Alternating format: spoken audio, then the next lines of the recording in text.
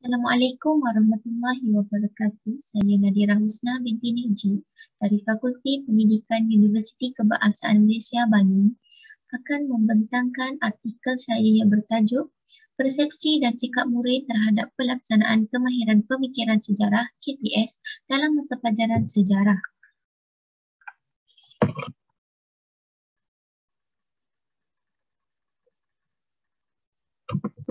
Baiklah, untuk bahagian abstrak, penguasaan KPS adalah bagi memenuhi salah satu dari 6 aspirasi murid iaitu kemahiran berfikir yang terkandung dalam Pelan Pembangunan Pendidikan Malaysia PTPM 2013 hingga 2025. Tujuan kajian ini adalah untuk mengenal pasti persepsi dan sikap murid sekolah rendah terhadap pelaksanaan KPS dalam mata pelajaran sejarah. Hasil kajian akan memberikan gambaran awal kepada guru sejarah mengenai tanggapan murid terhadap pelaksanaan KPS dan seterusnya melakukan penambahbaikan dalam pembelajaran dan pemudahcaraan. Kajian ini merupakan kajian kuantitatif yang menggunakan kaedah tinjauan dan instrumen soal selidik secara atas talian telah diadakan. Seramai 100 orang murid yang berumur dari 10 tahun hingga 12 tahun telah dipilih sebagai sampel kajian. Data yang diperoleh pula telah dianalisis dengan menggunakan perisian SPSS versi 26. Hasil daripada kajian telah mendapati persepsi murid terhadap pelaksanaan KPS adalah pada tahap yang sederhana, manakala aspek yang dinilai iaitu sikap murid mempunyai nilai min skor melebihi 2.34 ke atas. Baiklah, untuk objektif dan persoalan kajian. Untuk objektif kajian, yang pertama ialah mengenal pasti persepsi murid terhadap pelaksanaan kemahiran pemikiran sejarah dalam mata pelajaran sejarah dari aspek sikap. Manakala objektif yang kedua pula ialah mengenal pasti perbezaan sikap murid terhadap pelaksanaan kemahiran pemikiran sejarah berdasarkan jantina. Untuk persoalan kajian, berdasarkan objektif tadi saya telah membina 2 persoalan kajian. Dan daripada persoalan kajian yang ketiga, saya telah membina satu hipotesis kajian iaitu tidak terdapat perbezaan antara sikap murid terhadap pelaksanaan kemahiran pemikiran sejarah berdasarkan jantina. Baiklah, untuk penyataan masalah, mata pelajaran sejarah sering dianggap sebagai salah satu subjek yang sukar untuk dikuasai serta membosankan. Selain itu, masalah lain yang timbul juga adalah akibat daripada kurangnya pengamalan kemahiran berfikir dalam mata pelajaran sejarah dan juga timbul isu guru kurang kompeten dalam membimbing murid untuk menguasai KPS yang telah menimbulkan tanggapan negatif murid terhadap mata pelajaran sejarah. Baiklah, untuk kajian literatur iaitu dari segi ulasan pada kajian-kajian lepas, saya telah mendapatkan beberapa kajian-kajian yang terdahulu yang boleh saya kaitkan dengan kajian saya seperti kajian daripada Izam 2019, daripada Bakar 2019, daripada Khalil 2018 dan daripada Rahmadillah 2019. Baiklah, dari segi metodologi kajian ini merupakan kajian kuantitatif dan yang berbentuk kajian tinjauan, dan lokasi dan sampel kajian pula adalah dari sekolah rendah dari daerah Pasir dan Johor. 100 orang murid dalam lingkungan 10 tahun hingga 12 tahun telah dipilih. Untuk instrumen kajian dijalankan secara atas talian itu dengan menggunakan instrumen soal selidik. Soal selidik ini terbahagi kepada 2 bahagian utama dan menggunakan skala likat 4 pilihan.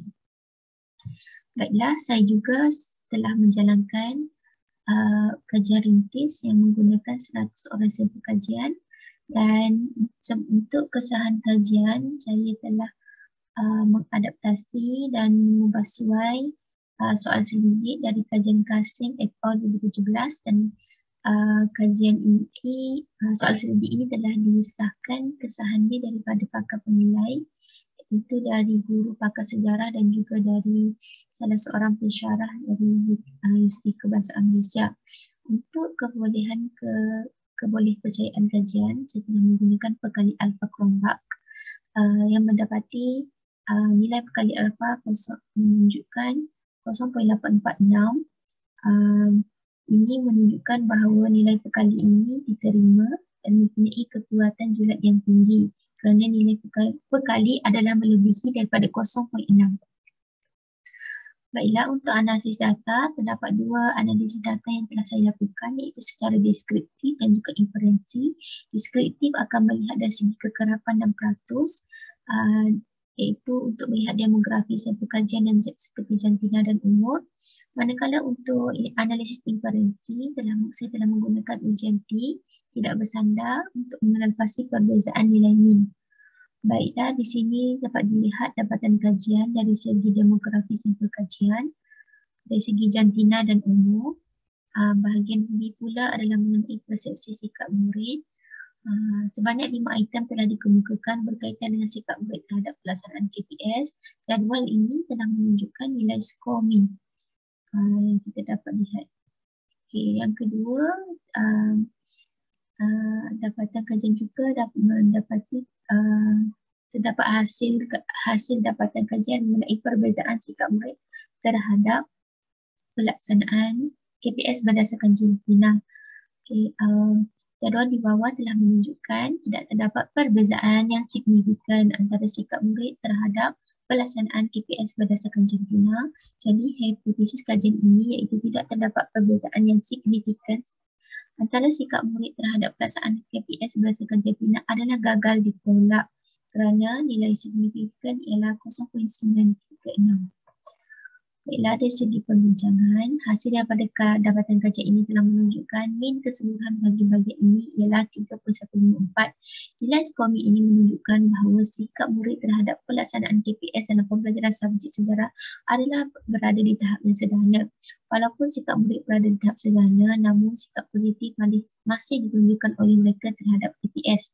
Interpretasi juga memaparkan sebahagian besar murid bersetuju dengan pelaksanaan KPS, manakala hasil ujian tidak bersandar pula mendapati tidak terdapat perbezaan yang signifikan sikap murid terhadap pelaksanaan KPS berdasarkan jantina. Hipotesis kajian ini adalah gagal ditolak. Oleh itu, analisis kedapatan kajian ini turut menjelaskan bahawa tahap sikap murid terhadap pelaksanaan KPS tidak dipengaruhi oleh jantina. Hasil kajian saya ini mempunyai persamaan dengan beberapa kajian-kajian lepas seperti daripada Rosliani 2019 yang menyatakan terdapat kepentingan dan keperluan dalam membentuk sikap murid yang baik dalam mempelajari sejarah melalui pelaksanaan strategi pembelajaran dan pembelajaran yang berkesan, dan terdapat juga daripada Velo 2015 yang mendapati bahawa terdapat hubungan yang signifikan antara sikap murid terhadap setiap mata pelajaran dan ia dapat meningkatkan kemahiran berfikir murid. Namun terdapat juga kajian yang bertentangan dengan kajian saya, iaitu menyatakan bahawa sikap akademik pelajar terhadap hebat dalam mata pelajaran mempunyai hubungan yang positif. Ini menunjukkan bahawa sikap akademik murid mempengaruhi mereka untuk meneroka hebat. Selain itu, hasil kajian dibuatlah juga menunjukkan sikap murid pasca siswaga terhadap sejarah berada di tahap yang sederhana. Dapatan kajian ini telah, maafkan saya tersilap. Sebenarnya kajian daripada Rosliani, Velo dan Ashmat serta Talib adalah mempunyai persamaan dengan kajian saya, manakala kajian ini adalah berbeza dengan hasil kajian daripada M. Kaviza 2019 yang bertajuk Sikap Terhadap Pengajaran dan Pembelajaran Sivik Sejarah yang menyatakan bahawa tahap sikap murid tingkatan 1 terhadap pengajaran pembelajaran sejarah berada di tahap yang tinggi. Dia berbezalah dengan saya punya hasil kajian bahawa sikap murid terhadap pelaksanaan KPS hanyalah berada di tahap yang sederhana. Baiklah, sebagai kesimpulan, oleh yang demikian dapat dirumuskan, para guru hendaklah mengenal pasti sikap atau tindak balas yang ditunjukkan oleh murid ketika pembelajaran dijalankan.